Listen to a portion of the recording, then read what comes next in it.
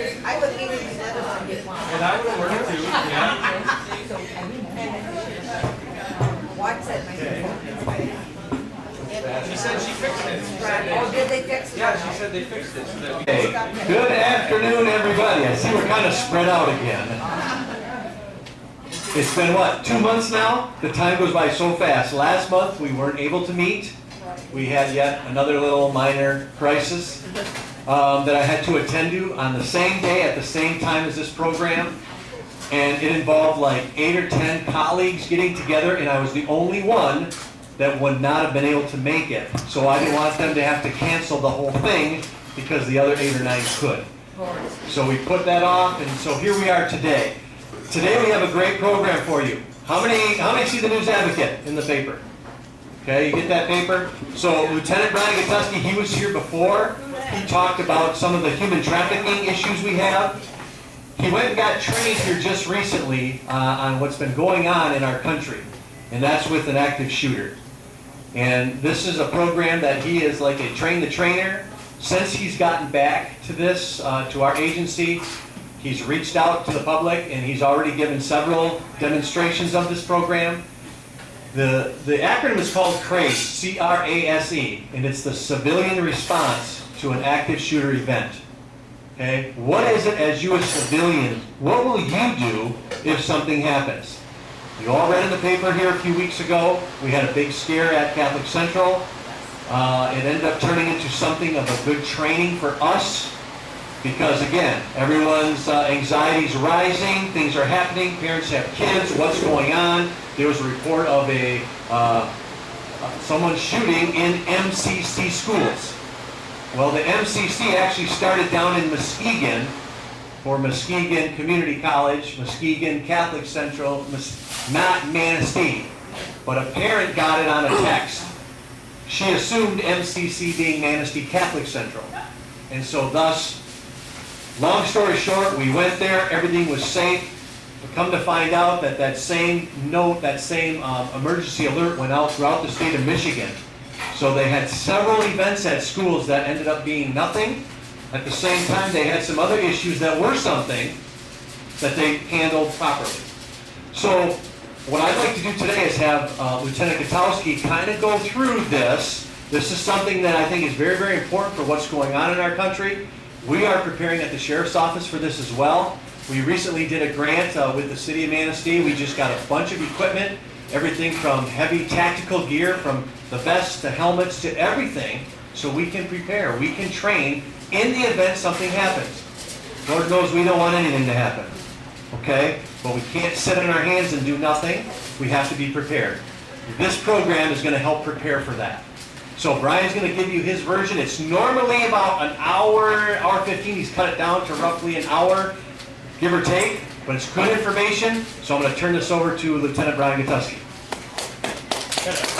Give myself a little more room to work here. Our microphone cord is all twisted up. No, this will be good. Take it right out.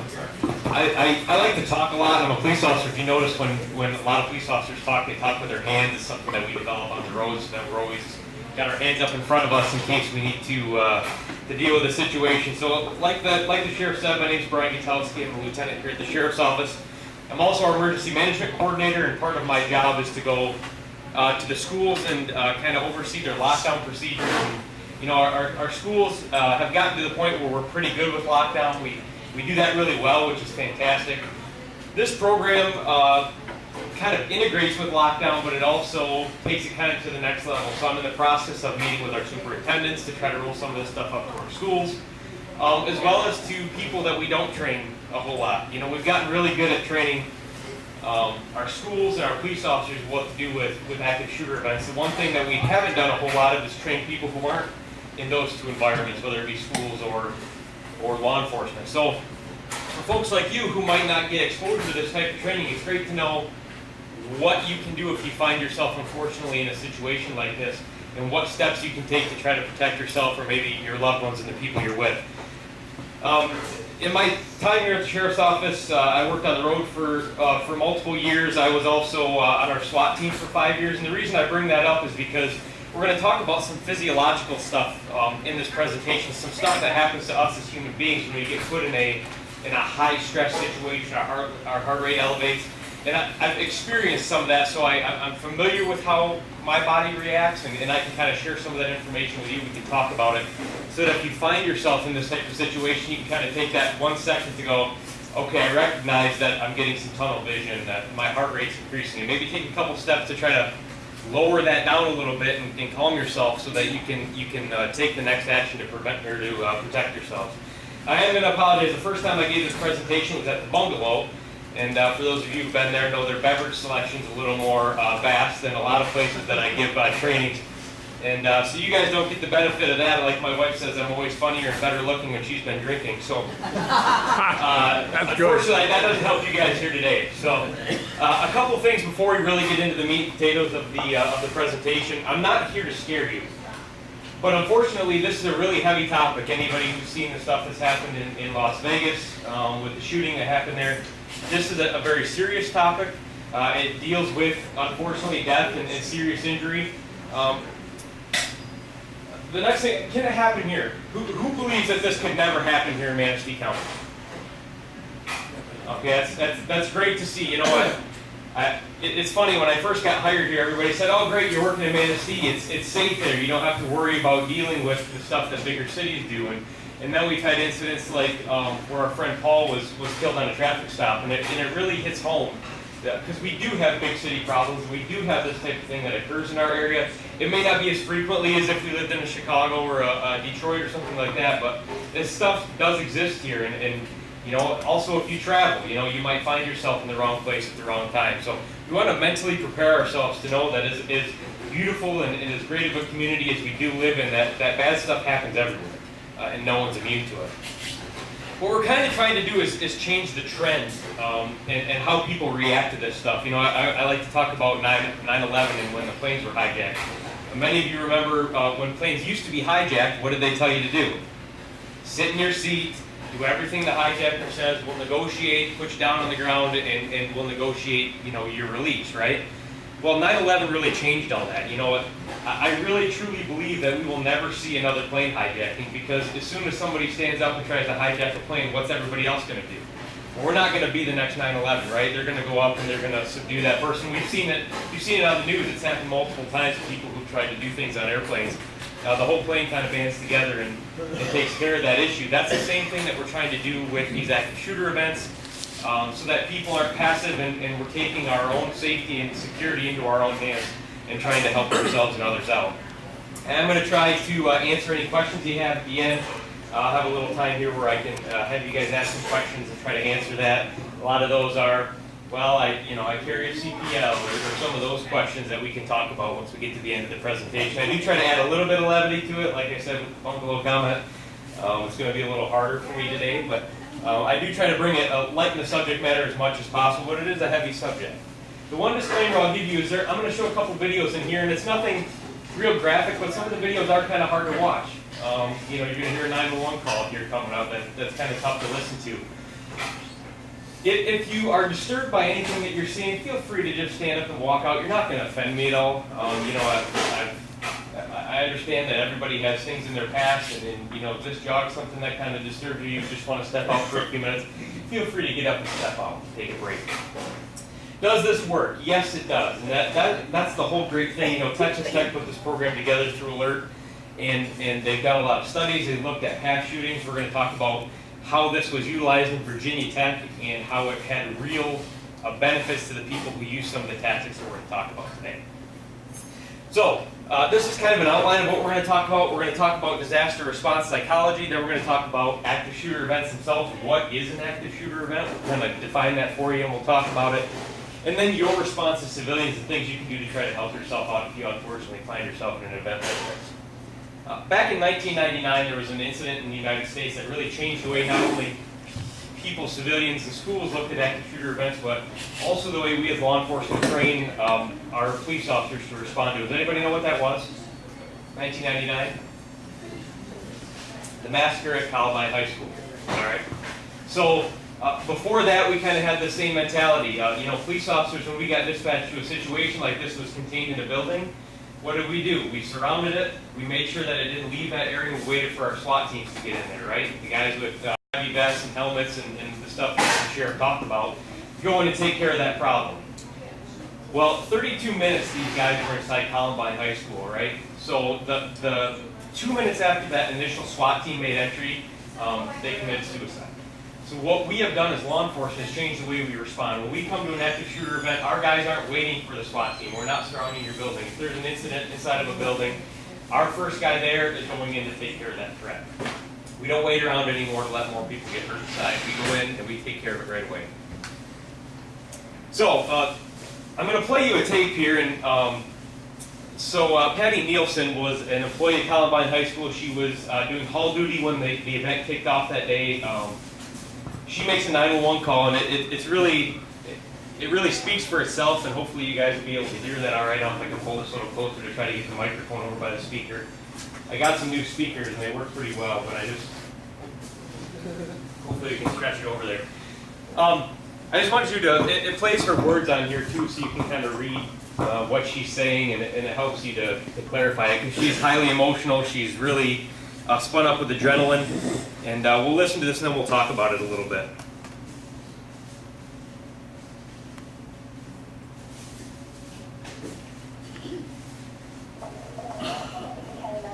Uh-oh. Would help if I plug my speakers in, right? Yeah, just a little bit. Man, things were going so well.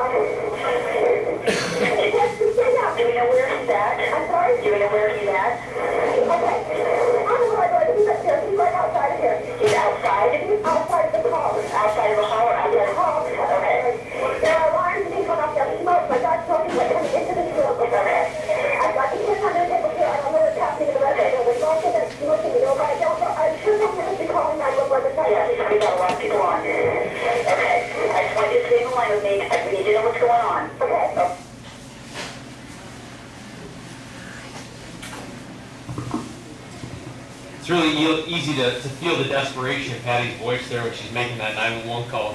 This is a situation that she's never considered before. We never really thought about having to consider, right? This is not normal human behavior. This is not something that somebody goes to work at a school that day and expects to have to deal with. This is kind of the thing we're trying to change, so that if you do find yourself in a situation like this, you have at least thought about it. And we'll talk about how that's going to speed up your response in the future. This next video is a dramatization. This is not actual footage from Columbine High School. This is a reenactment, along with a reenactment of another 911 call they received that day. Basically, this is put in this presentation just to demonstrate what kind of people we're dealing with, all right?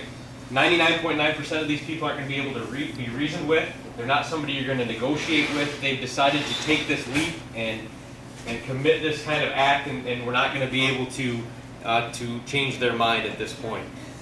It also demonstrates kind of the pandemonium that's going on with something like this. You can see the mass confusion. Kids run one way, kids run the other way, and then, so I'll just let you watch the video here real quick.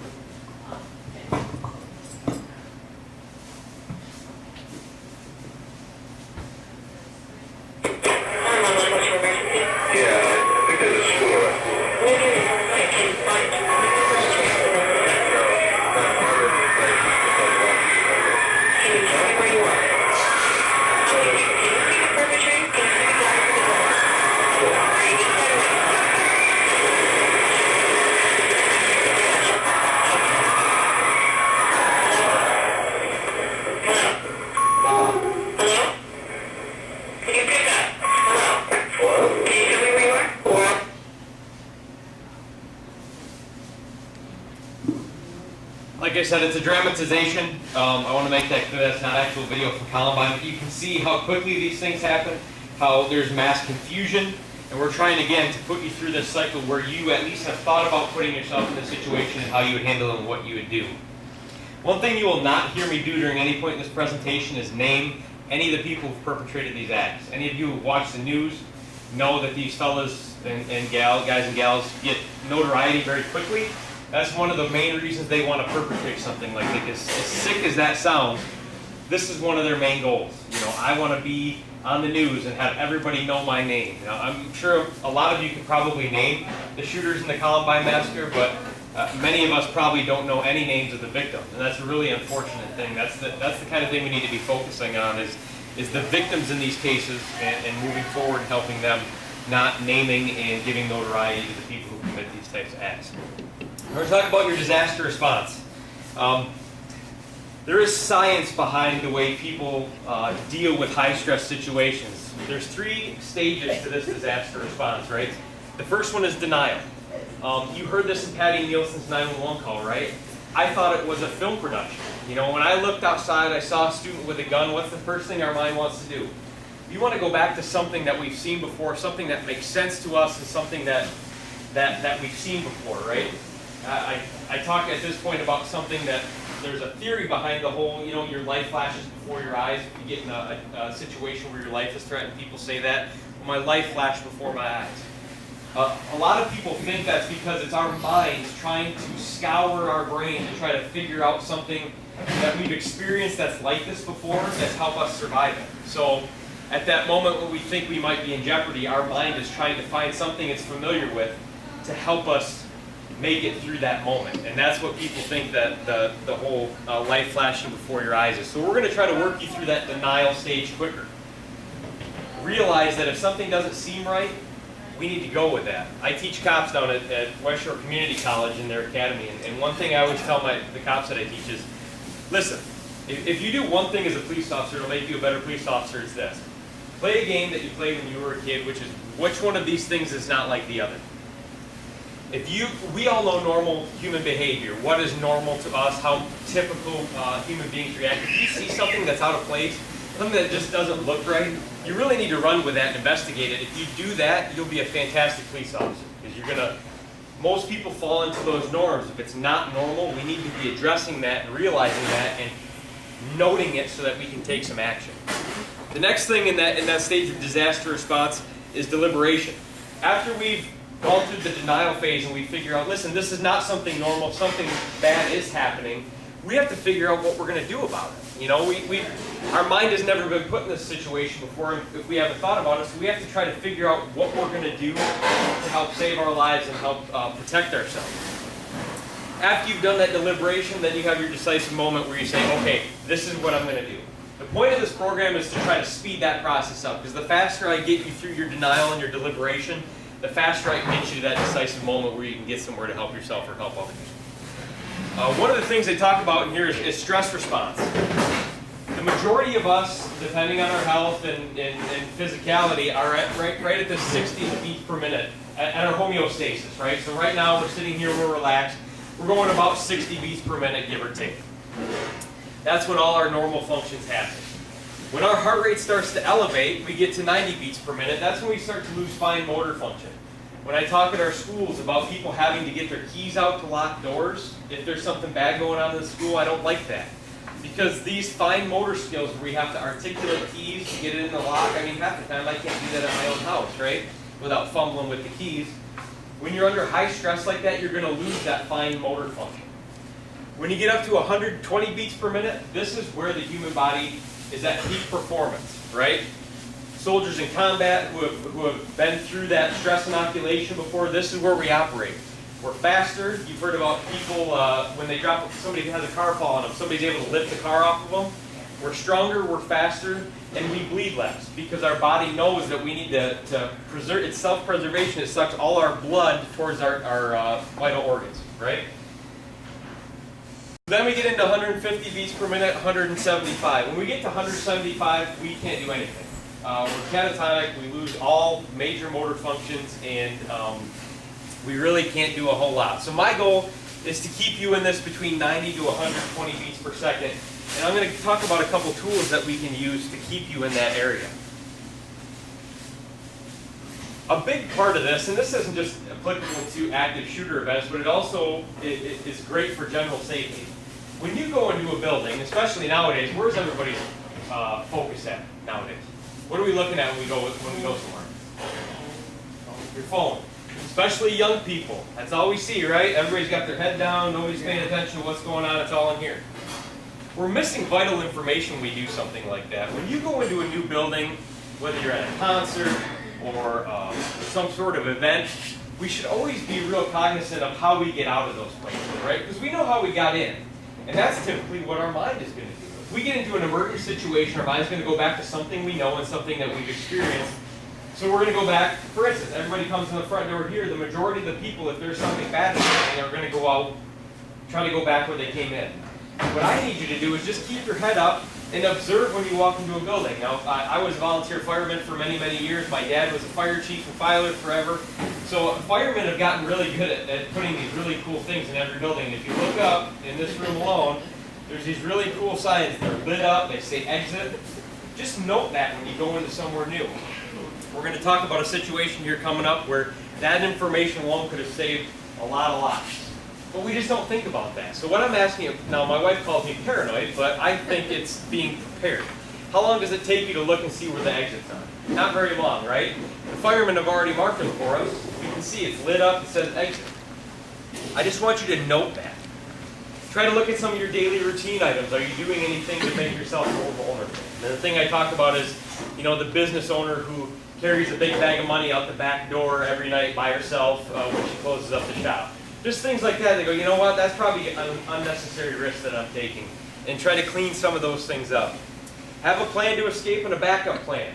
If there's a fire in this section of the area and we can't get out this exit, where do we go? Windows. The window. Fantastic. These chairs will very easily break a window. We need to be just kind of thinking about that selves. And like I said, I'm going to sound paranoid up here a couple different times that we're talking, but it really is something to think about so that if an emergency does happen, you don't have to spend time deliberating on what your options are. Visualize potential encounters. Cops are really good at this because we're constantly role-playing, right? Like when I make a traffic stop, one of the things I think about is, what if this goes bad now? What if this goes bad now? And that's something that police officers do all the time in their head. I'm going to ask you guys to do a little bit of that too, and that has to do with your exits. Just kind of think about, if something goes bad right now, how am I going to protect myself? And then stay in condition yellow. I want your 120 or 90 beats per minute so that you have that cognitive thinking so you can make it through something like that. This is the floor plan of the Station nightclub. Does anybody remember the Station nightclub fire? Yeah? Okay. Basically what these red circles are the exits to the Station nightclub. Okay? On this floor plan, exit 1 right here is the main entrance. That's where every single person who went to the Station nightclub that night for the Great White Concert went in. Everybody went in this door right here. Okay? I'm going to show you a video that was shot by a news reporter that was there. And I want you to think about some of the things that we've talked about already. One is denial. They can see a fire on stage, and even after the fire alarm starts going off, people are still kind of standing there thinking, well, this can't be happening. They wouldn't have a fire on stage. They planned for all this kind of stuff, okay? But you can see that denial and how long it takes everybody to actually start moving towards safety.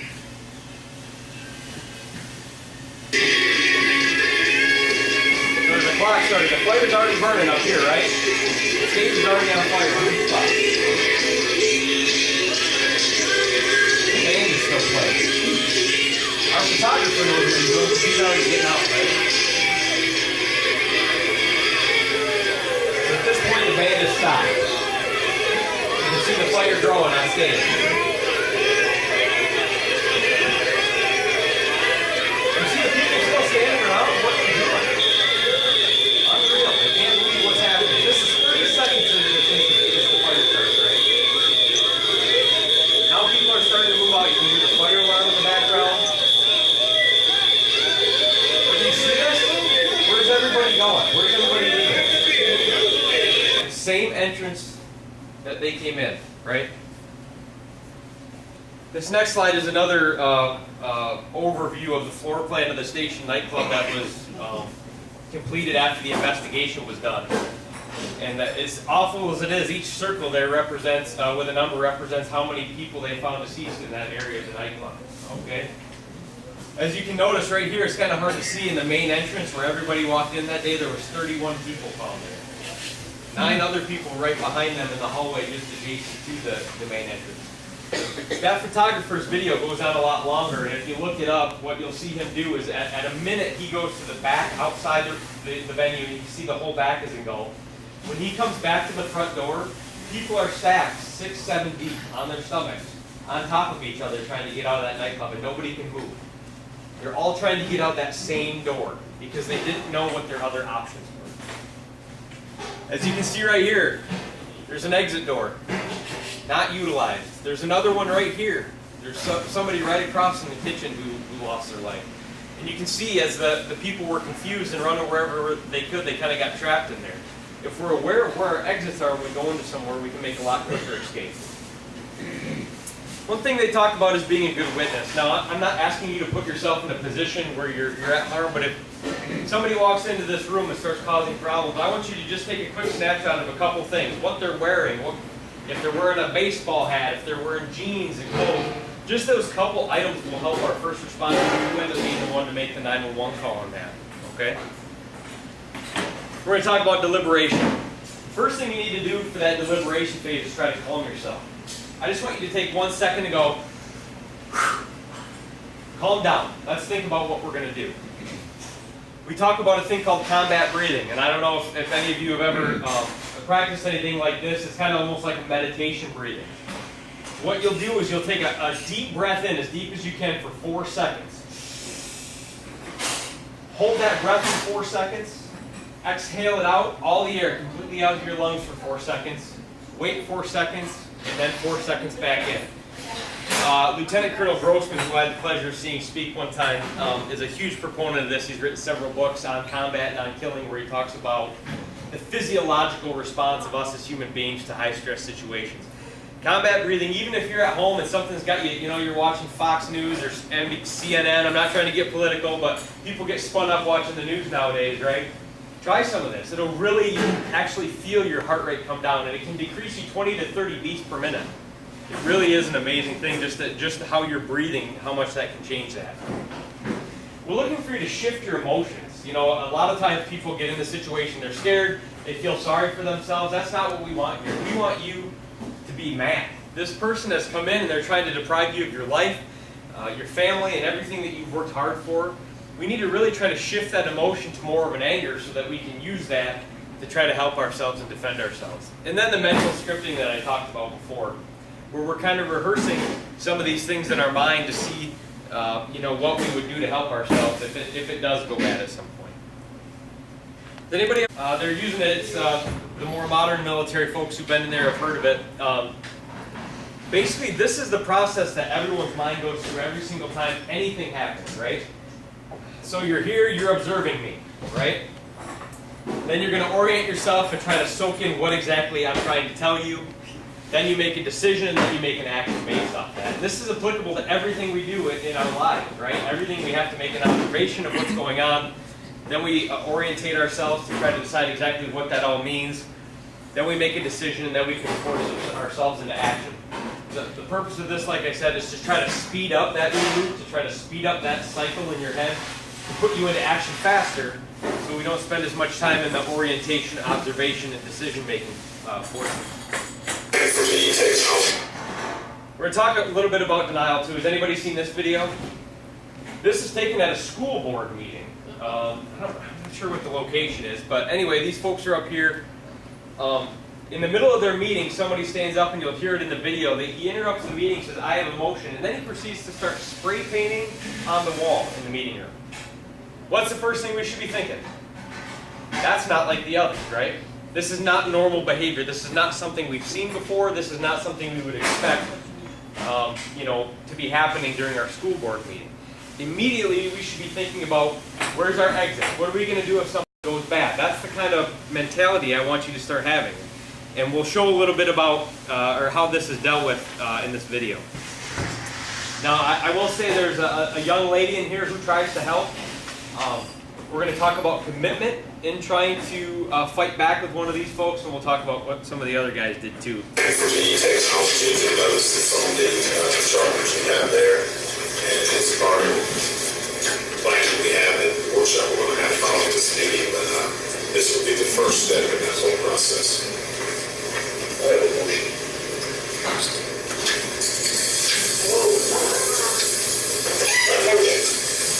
Everybody in this room.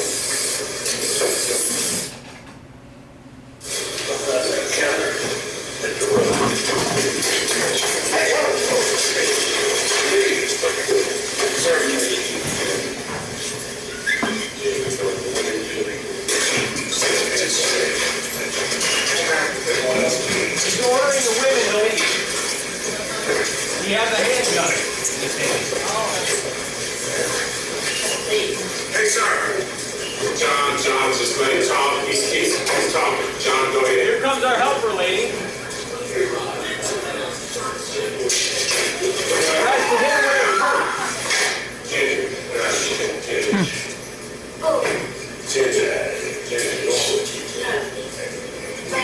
See what all our tough guys are doing? Sitting in their seats, right?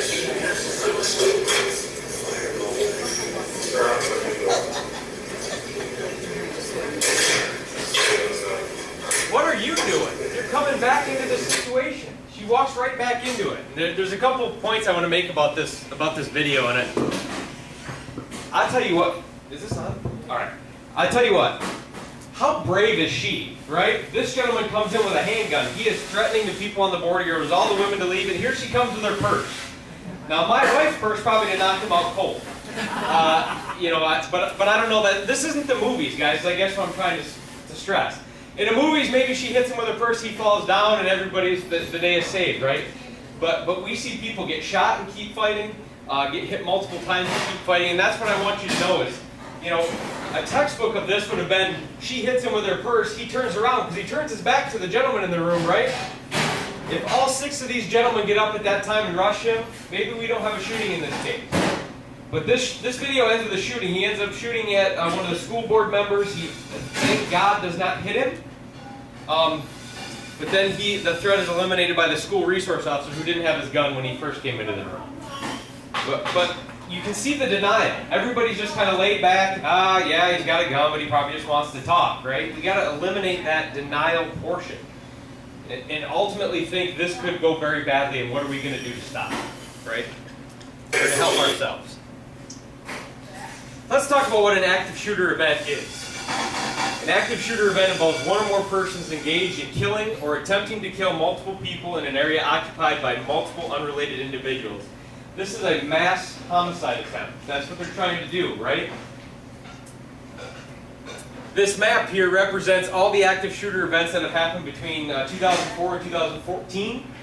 I know the data is a little bit old. They're supposed to be getting us an updated map of this, but we haven't got it yet. So basically what it is, the large circles show a shooting that involved 10 or more people. Medium size is 5 to 9, and the small ones are 0 to 4. I say small ones, that's not, any shooting is a big shooting, but just for the mass shooting scale, that's what they give us. And I want you to note how they start off kind of slow, and then you see an increase, in the mid-2000s. Anybody have any idea why that might be? You see a real correlation with this thing with the rise of social media and the internet aspect, where these people are getting a lot more notoriety. There's a lot more things being shared on the internet with them. And you can kind of see that uptick in the amount of events as we go through the years.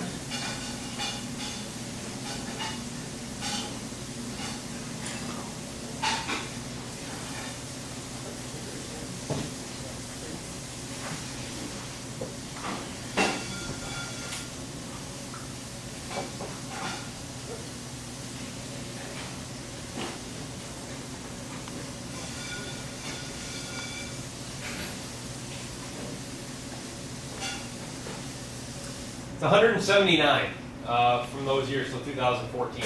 When I give this presentation, everybody's like, "Oh, geez, I'm gonna move out here, right?" There's just not a whole lot out there. That's why you don't see a whole lot of the same issues. But Obviously, the higher population concentrations where we see the majority, the East Coast, the West Coast, down to Florida, and quite a few up here in the Northwest as well.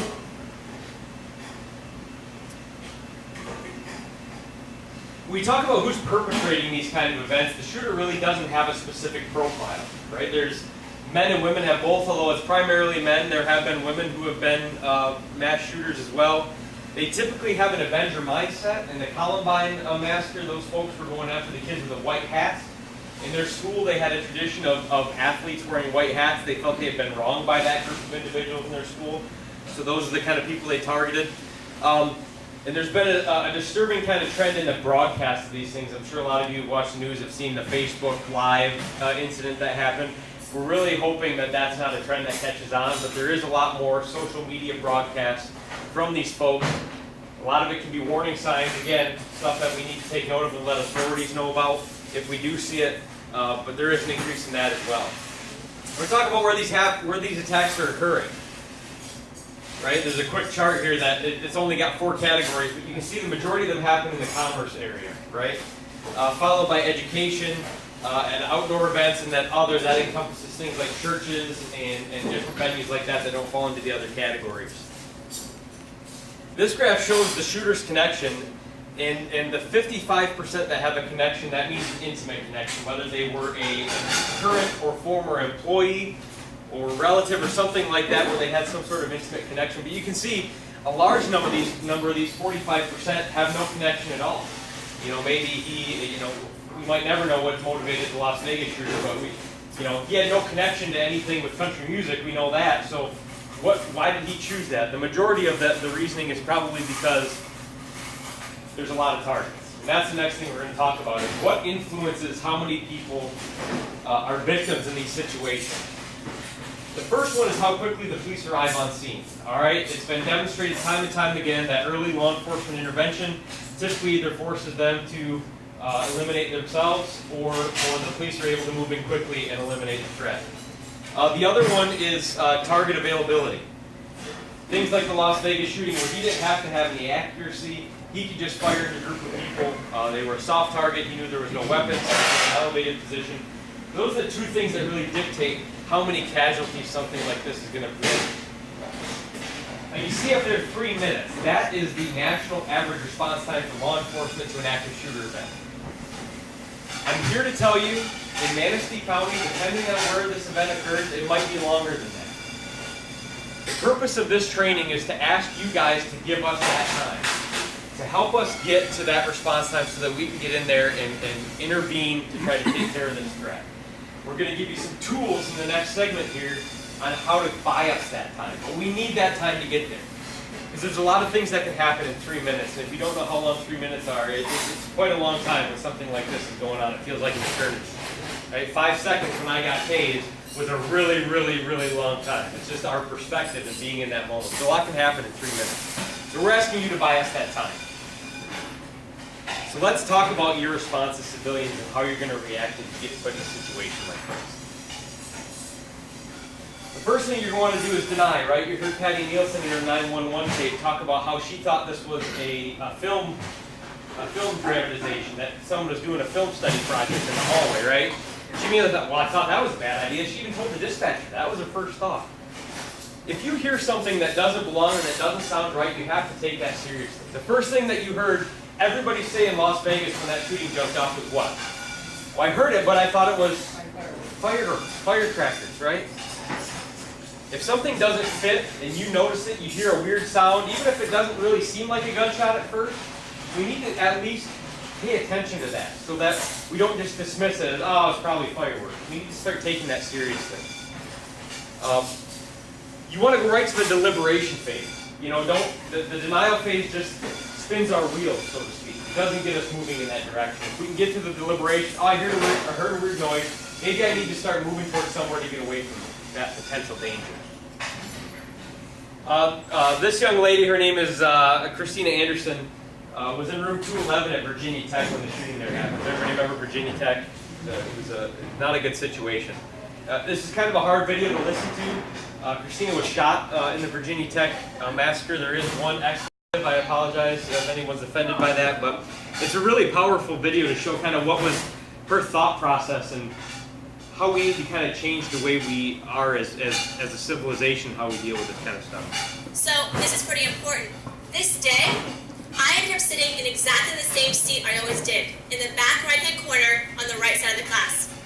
What we don't know is at this time, someone is downstairs and he's chaining all 3 doors shut. There's supposed to be desks there.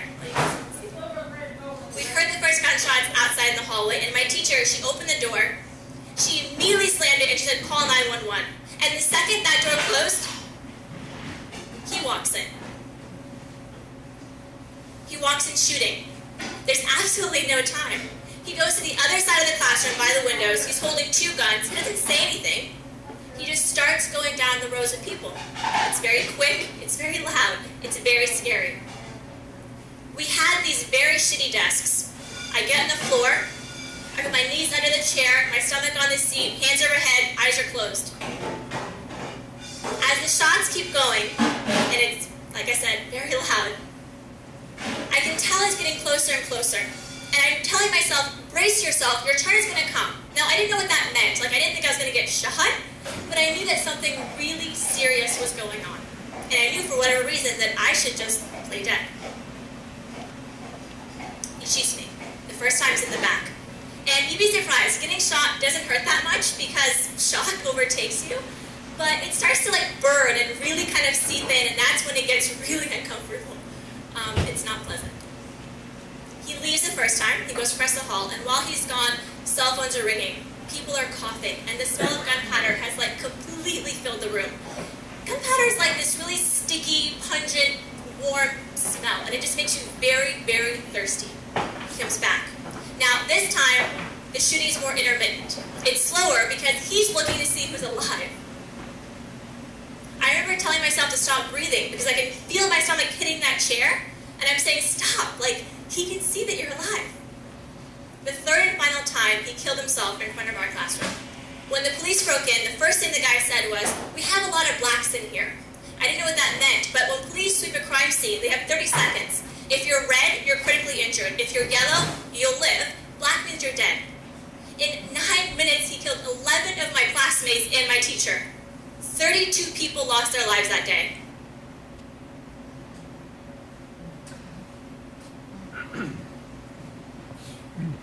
Now, I said when I started this presentation, I'm not here to scare you, okay? That's not the purpose of this, but we really need to understand the gravity of a situation like this. These people are not here to negotiate, they're not here to mess around. And the last thing we want you to do anymore is hide and hope. That used to be kind of the thing, just kind of hide it as best you could and hope for the best. We want to change that mindset with this program. So we want you to get into the deliberation phase.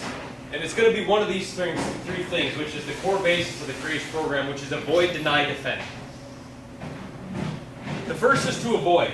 If you can get away, leave ASAP. I don't care how you do it or where you go, but you need to get out of there away from the danger as quickly as possible, if it's possible to do that. Know your exits, like we talked about a little bit earlier, where you come in and you just kind of know where the firemen put these cool signs, right? Know where you can go to get out of that situation. And if you can't, know which windows you can try to break, or how you can, think about how you can try to break that. And then call 911. The faster you call 911 and get the police on the way, the shorter that timeline is, right? We want that 3-minute clock to kick in as soon as possible. Get us there so that we can help and try to end this thing. Consider secondary exits, like I said, whether it be windows or something else to get yourself out of there. Deny the offender your position, which means not just shutting the door, right? We want to try to barricade that door. If it opens into our room, it's a lot easier, right? We can use anything that we can get our paws on. Chairs, tables, stack it all up against the door so that at least, even if he does get through the door, he has a lot harder time getting to you, right? Turn the lights out, get out of sight. These people are looking for easy targets. He or she does not want to spend time trying to break down your door. He wants to go where it's going to be easier for him, because he knows that clock's ticking too, right? There's enough discussion about this. He knows people are calling 911, everybody's got a phone, and that we're on the way. So he's trying to do what he's going to do as quickly as possible as well. Barricade that door. Think about this, like I said, stacking chairs, anything that's heavier the better. the more the better. And if you have a doorstop somewhere, that's even better too. Makes it a lot harder for him to gain access to you. They talk about outward swinging doors. A lot of us guys wear leather belts. It's great to cinch it around that door handle and get off to the side, and several of us can hold on to keep that door closed, right? He's not looking for the hard to break down door. He's looking for the easy door.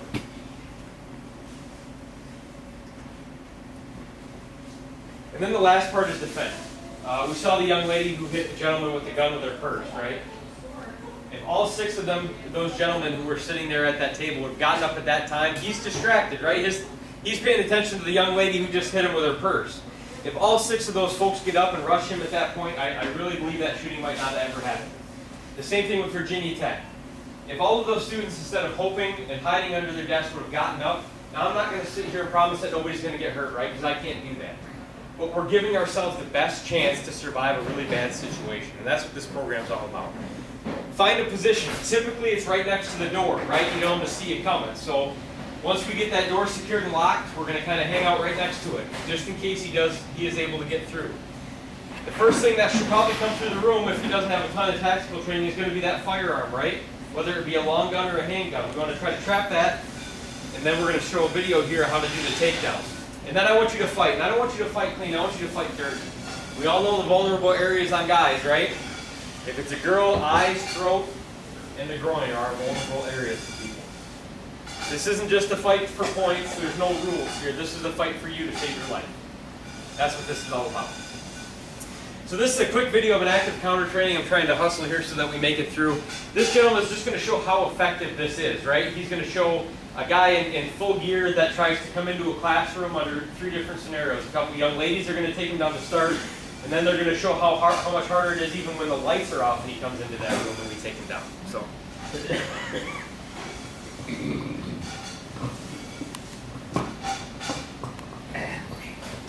So just practice with me one time the drill. Here, no, come here. 1, and you, right there. Good, good. What will help you a lot is actually push the knee here. Yeah, because that will collapse a lot easier than my entire body, especially if I'm strong. So just aim for the knee. You see that? Let's try one time. The knee, yeah. Oh yeah, much better. Nice job, nice job. Shots fired in the corridor. Shots fired in the corridor. Nice and safe.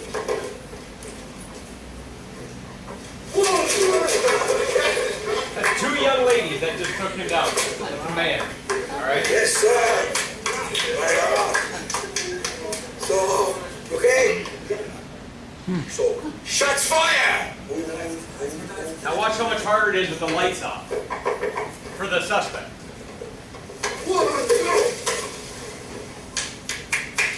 You can see?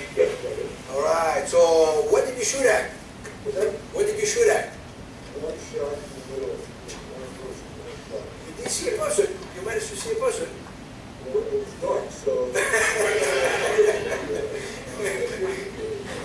What he's saying is that you can't even tell if he saw a person or not before they shoot him down. He did get 1 shot off. Okay. That's in the way to protect the target. Right there. So my first response was to look for a target other than this. Other than this. It took you, what, a second and a half? For sure, you played Yoda. So I delayed the second or 2. He's talking about how he was delayed because it was dark and that table was there. It distracted him. He couldn't pick out anybody, and then he was We taken now down. cut down 2, maybe 3 shots from before with the handgun with broad daylight with one side surprise to maximum 1 shot without knowing if it's even a target. That's a big improvement, right? And just one more example of that same thing. Shots fired. Shots fired. He put a chair in front of the door.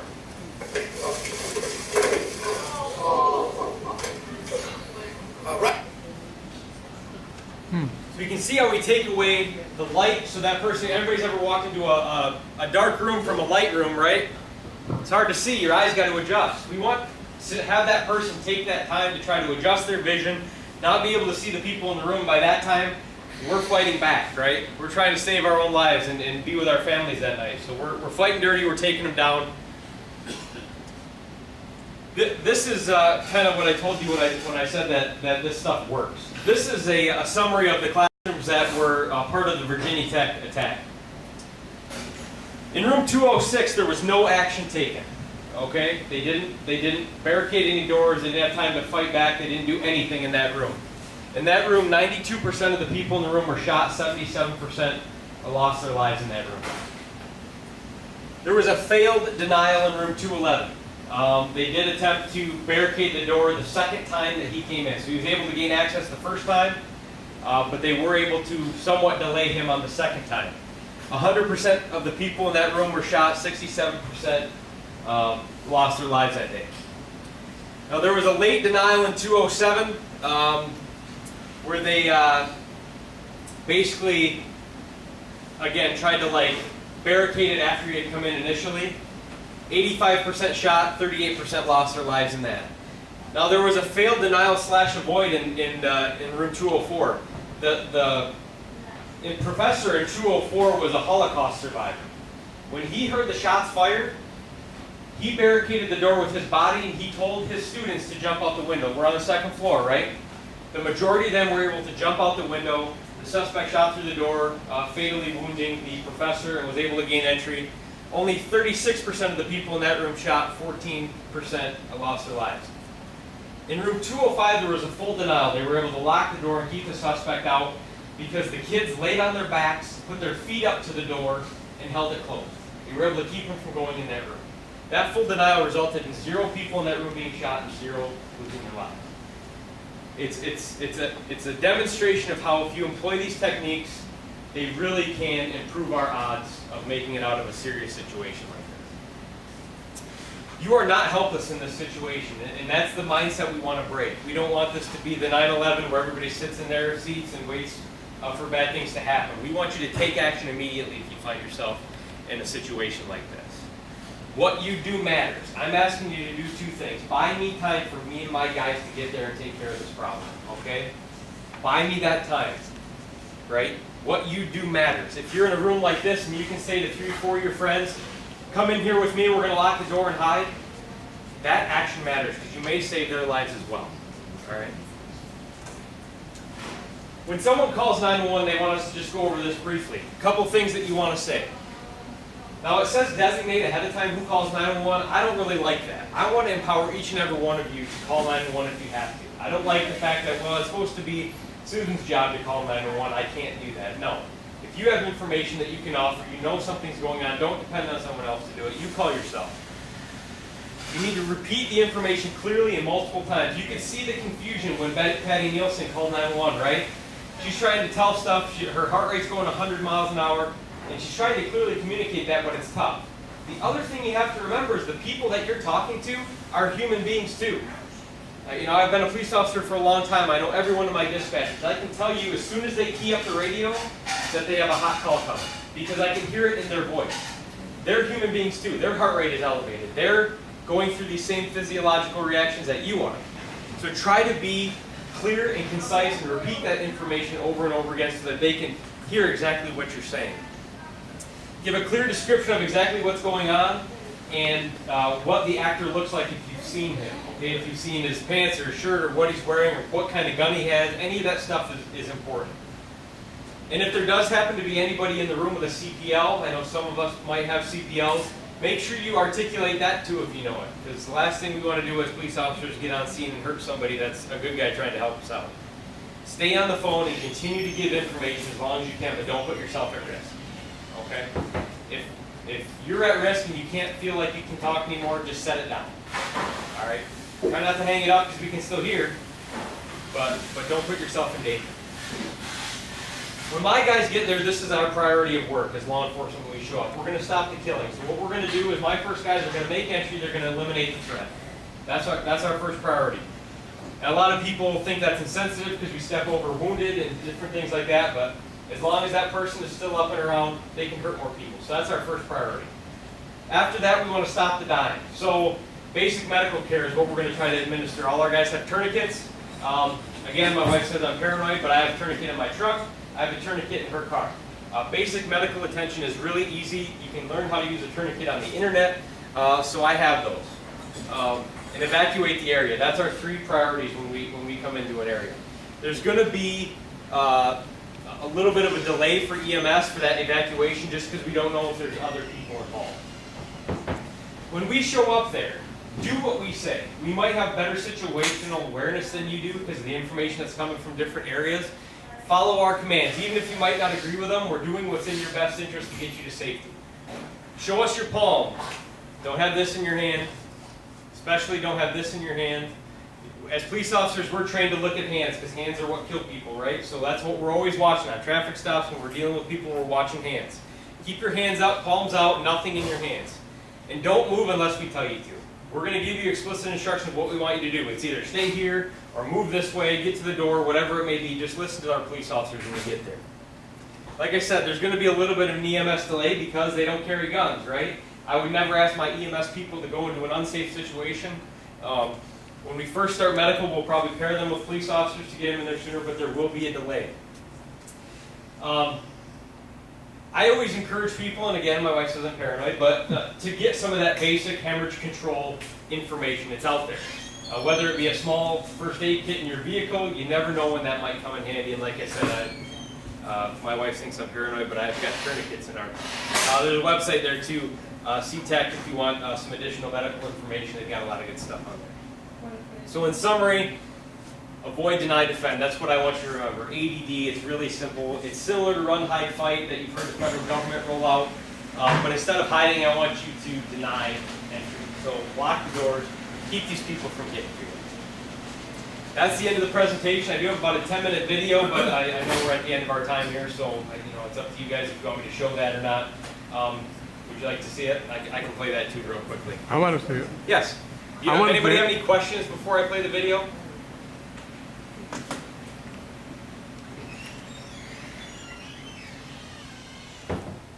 So this is a video produced by Alert, kind of summarizes this whole thing and kind of puts it in perspective.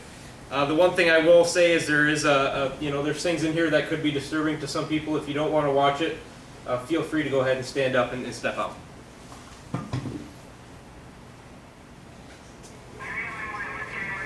There's a gunman inside the store. We need help now.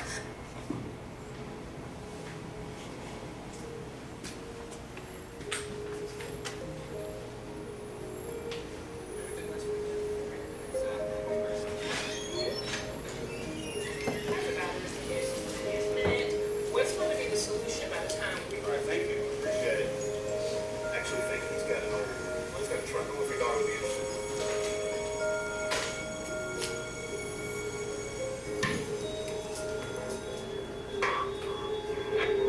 So like we talked about, something that's not right. This gentleman's carrying a duffel bag in Walmart. How often do we see that? Very rarely, right?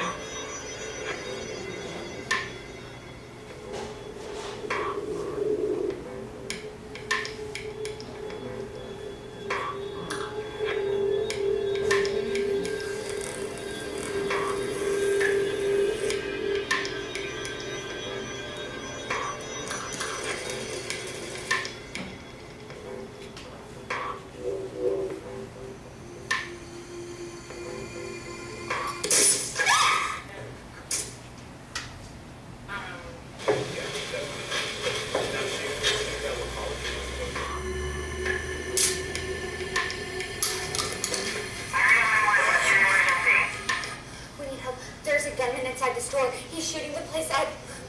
We need help now. issues that we found? Okay, Emily, see what happens. See what's going on. Just let us know.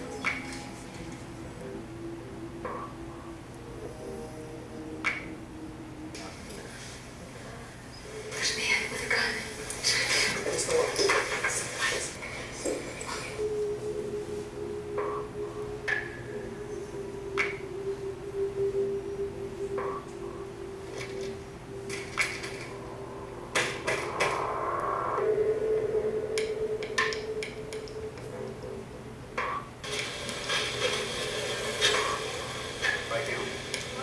There you go. You're safe for that. There's a guy with a gun shooting. Look. Thanks. We don't have to. No, look.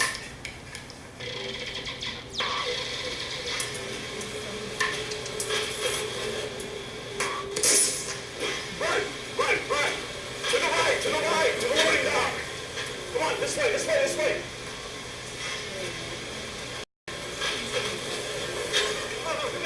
Yeah, in here, in here.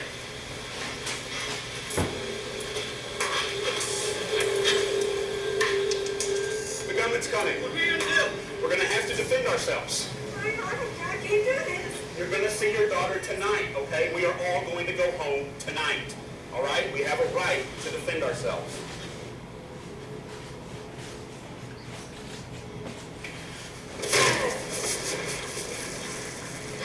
Get the gun! Get the gun! Over there, over there!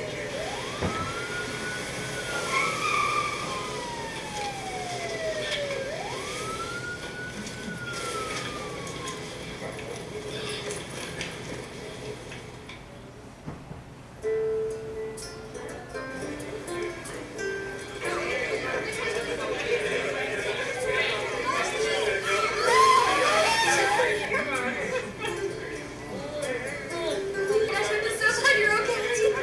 Yes, yeah, we're all good. Everybody's going home.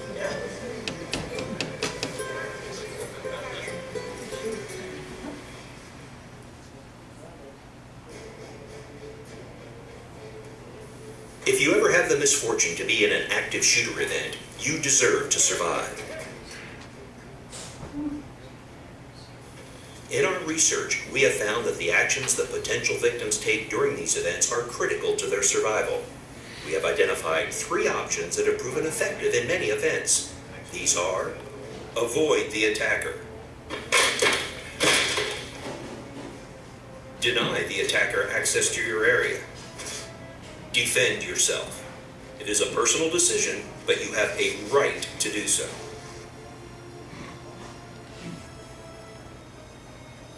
Avoiding the attacker starts with being aware of your surroundings at all times and knowing what is going on around you. If you see or hear something that looks suspicious, take action. For example, the stalker took immediate and effective action to protect himself when he observed the shooter pulling out weapons from the bag. Others, however, hesitated, and this hesitation can cost them valuable time that they could have used to get away from the threat. If you hear something that is, or could be, gunfire, start trying to get away from it as soon as possible. Gunfire has a distinctive sound. Inside of buildings, the sound can be muffled or distorted.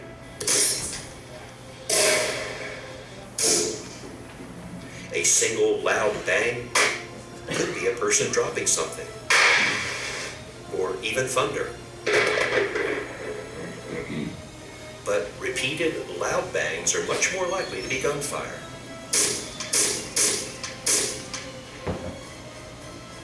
Additionally, look at the reaction of others. Are they startled or scared? Are they running?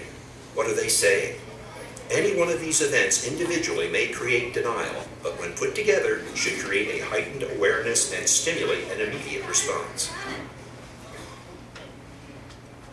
It is important that you know how to get out. The situation will be chaotic and rapidly changing.